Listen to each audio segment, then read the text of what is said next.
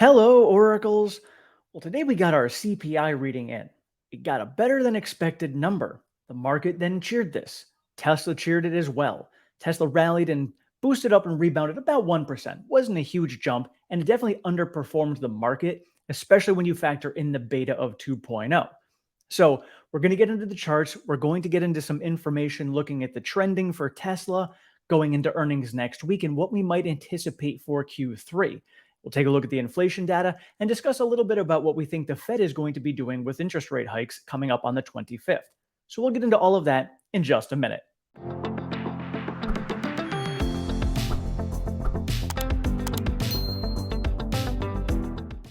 All right, so looking at the charts today, closing just under 1% up on the day. Again, not very big. The market was up over 1% in pretty much all of the indices. So green, but we're still in this little bit of a downward trend here.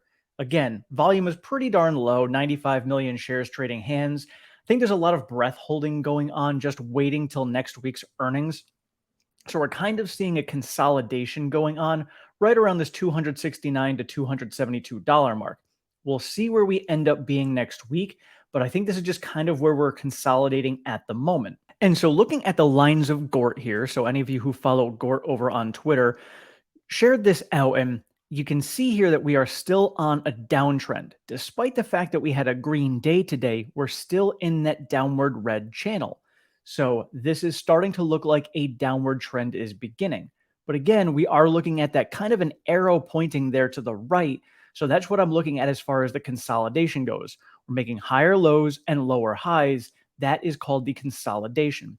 So we're going to take a look and see what's going to end up happening next week, because that's kind of leading us to be at a breakout or breakdown point. So, of course, I believe earnings will end up being a catalyst to trigger whether we're going to be breaking out or breaking down next Wednesday. And so, of course, the big news for today was the CPI data that came out.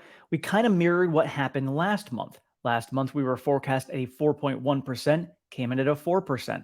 This month, we were forecast at 3.1%, came in at a 3%. Now, this is the headline number. We were also discussing the month-over-month number, and month-over-month also beat expectations. The forecast was for 0.3%. We came in at 0.2%. That is right where the Fed wants inflation to be, so that is right in line on a month-over-month basis. And then the big number that we were talking about, discussing how when the Fed is looking at interest rates, they're really looking at core, because the core inflation rate is what they can actually control. So the forecast has been kind of slowly trickling down, and we were forecast at a 5.0%. We ended up coming in at a 4.8%. So that is definitely moving in the right direction, and that is moving faster than expected.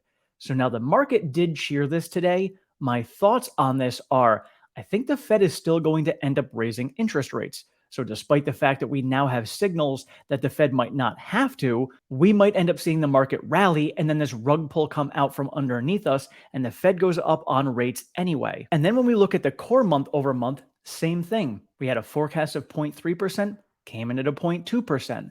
So these numbers on a month over month basis are looking good. The core is looking good. So I'm really looking more at the month over month, because when you start looking at the headline number, we had inflation starting to come down last year. So comparing it year over year is going to get more difficult. So we might end up seeing that headline number actually start to tick back up, just because when you base it off of last year's number, inflation isn't coming down as much as expected because it was already starting to come down last year. So again, looking at core, looking at this, looking at the Feds coming out saying that they are still anticipating rate hikes, I think we are still going to be getting that 25 basis point hike on the 25th, and we are probably going to see some uncertainty going into earnings, then that rug pull, and we might see a pullback. And then, of course, tomorrow we are going to be getting the PPI data. That is the Producer Price Index. So that is a leading indicator to the CPI. So we are trending down in the right direction when it comes to CPI. Are we going to see the same when it comes to PPI? So that's the next big piece. And then after that, the next big thing we have is Tesla earnings next week. So just as a reminder, I will be on with Peggy over on his channel on this Sunday, the 16th. So I'll let you know what time. I don't know if it's going to be 9 a.m. or 10 a.m. Eastern time, but it'll be in the morning. So as soon as I get a confirmation from him, I will let you guys know. And then we will be doing the earnings live stream here on this channel starting at 3:30 p.m. Eastern time. It'll be me, Peggy. I believe Brian will be joining us as well. May have a couple other guests if they can get on or not. But either way, we're going to have a great long live stream discussing earnings, going into it, talking about the numbers, discussing the numbers as we get into the earnings call. And then after the earnings call, we're going to discuss what happened from it. One of the things that we've been taking a look at are going into Q3. Again, typically in the second half, Tesla does very well. However, we also have seen some Q3s that have been a bit questionable. So if that is the case, perhaps we get this earnings that come out and we have a rough earnings season market wide, not just Tesla, market wide, and it's not going to be favorable for Tesla in the macro environment. So even if they do beat earnings, it might be short lived and they might come down anyway. We've also seen in the past where Tesla smashes earnings and they sell off anyway. So we will really pay attention with this downtrend that's going on, the consolidation, paying attention to the breakout or the breakdown. Then we're going to see what we get the information. Then we're going to see what we get for information from the earnings, and then maybe some leading information as to more information on the Cybertruck. When's that coming out? We did get the questionnaire coming out today. So if you guys have not gotten it yet and you want to pose any questions, or if you want to vote on any of the questions that are out there, you can feel free to do so. I'll put the link down in the description for you guys. And so as of right now, we will go through some of the top questions. These usually do end up changing just because today is the first day to come out. But going through the questions that we currently have, we are looking at this first one here. Have you considered allowing FSD transferability as a lever to existing customers to upgrade to a new Tesla instead of being locked into their cars due to price of FSD? This one here, my personal feeling on it is the transferability is going to be irrelevant strictly because of the fact that they are going to end up going strictly to a month-by-month payment basis versus being able to purchase it in a lump sum. As soon as they go to the plan where it's going to be monthly only payments, this transferability does not matter because you're paying for it month over month, regardless of what vehicle you have. So this, I think, is going to be a null and void question in the long run. So when they're going to make that transition, it might actually come when we see version 12. Maybe that's end of this year or beginning of next year. But I think once Tesla comes out and says, all right, we have solved level 4 autonomy, you will no longer be able to purchase this in a lump sum amount. Or if we end up hearing about them coming out and saying that before they get to level 4 or level 5, you can almost guarantee that we are that much closer and we're really darn close to level 4 or level 5. Next question, has any automaker approached Tesla to license FSD? It's actually not a bad question. I'm sure we would have heard about it by now, but Elon obviously has said, hey, we are welcome to anybody who wants to come out and license FSD from us. Totally open to it. So if anybody wants it, come on and ask. Next question, as you open the supercharger network in North America to other EVs, do you plan to accelerate anticipatory investments in supercharger expansion to avoid congestion? And how will you deal with long lead times to upgrade electric T&D services to these areas for multi-megawatt loads? So as we've already seen, there's a giant 88 charger station that's going up in Arizona. Tesla is opening up supercharger stations at a rapid pace. They'll probably discuss that on the earnings call with how quickly they are opening up supercharger stations. So over time, that will totally alleviate this. You go back to the 70s and heck, even recently in some of these times in some of the areas, when it comes to long lines at gas stations and what's going on, regardless of how many you have, there's always going to be situations where there's going to be a backup. But as the technology advances and charging time shrinks, we are going to see shorter charging times. We are going to see more charging stations. This also, in the long run, will become irrelevant. And then, of course, this big question that I know is probably going to be answered anyway, but when will you get more information about our Cybertruck orders, estimated delivery schedules, pricing, and specifications? Whether we actually get them now or not, I don't know. But again, we're going to hear about it soon enough. So I would love to know, and I would love to know when. Even if they give us a, hey, we're going to hear about it in, beginning of Q4, like give us a ballpark. That'd be great. But otherwise, at this point, it's just be patient. We'll get it before the end of the year. Soon enough, we'll have this information. When and what is the rollout plan for Robotaxi? What kind of revenue projection do we have for Robotaxi? It's actually not a bad one. A lot of people have done models for it. I know ARC has done models for it based upon Uber and taxis and all sorts of things. They did a deep dive into that. So I would love to know because I don't value robotaxis into my valuation model strictly because we have no idea how much they're going to cost, what their revenue projection is for it. If they can give us one, then I can factor that into my valuation model, and that will change a lot of people's pricing in the long term.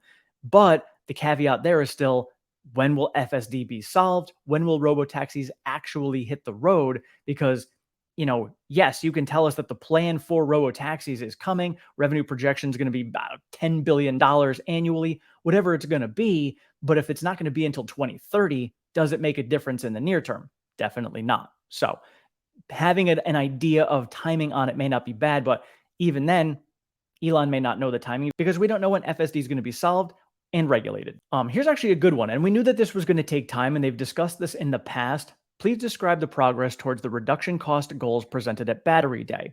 So they did say it was going to take some time, especially getting to the 4680s. It was going to be a rollout that was going to take time till about 2026 to actually get it to full ramp, and we will recognize the full benefits of this.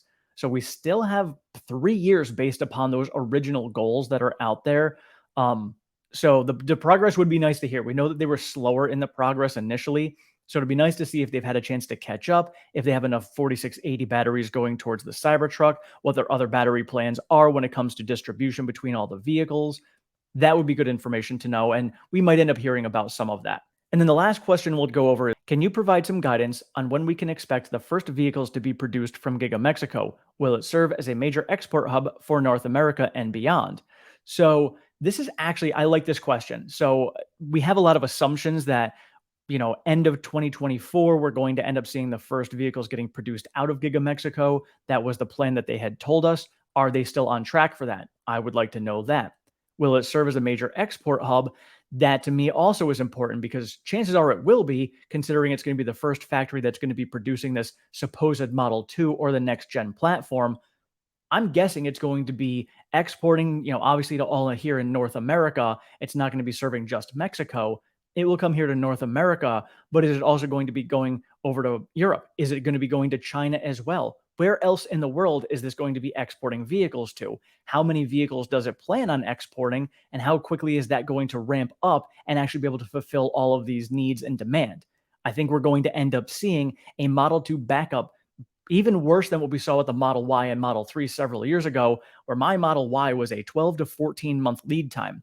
I think we could very well end up seeing easily 12 to 24-month lead times when it comes to this Model 2. So overall, there's a lot going on, but also not a lot going on at the same time. Tesla stock itself really is just kind of not moving much, very much staying in the same place, consolidating nicely, anticipating a lot of what is going on. Of course, earnings next week, PPI tomorrow, and then these questions. I think a lot of these questions are good, but again, we'll keep on paying attention to see if there's any other questions that pop up on here that ended up making it to the top of the list. There's a lot of other things about energy I would like to know about as well. Where are they progressing with that? I have projected in my valuation model that they're going to be achieving $2 billion in revenue for energy this quarter. Let's see where they actually fall. Let's see where that ramp is going. Based upon percentages, the energy business right now is ramping faster than EVs. So how quickly is that going to be turning over? How long will it be before energy revenue overtakes EV revenue? And will it actually happen this decade, or is it going to wait until next decade? So long projections on that one, but some questions about energy being answered would be nice as well.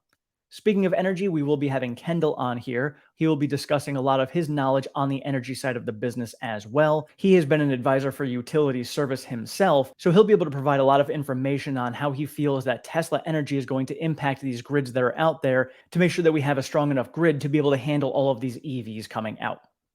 So that's all I've got for you guys today. Again, we'll check in on PPI tomorrow. Let me know what you guys think about those questions. Let me know if there's any other questions you would like to hear about, and maybe we'll end up seeing some of those come up on the list when we get to earnings. So otherwise, thank you guys so much for watching. I appreciate all of your support. Have a great one.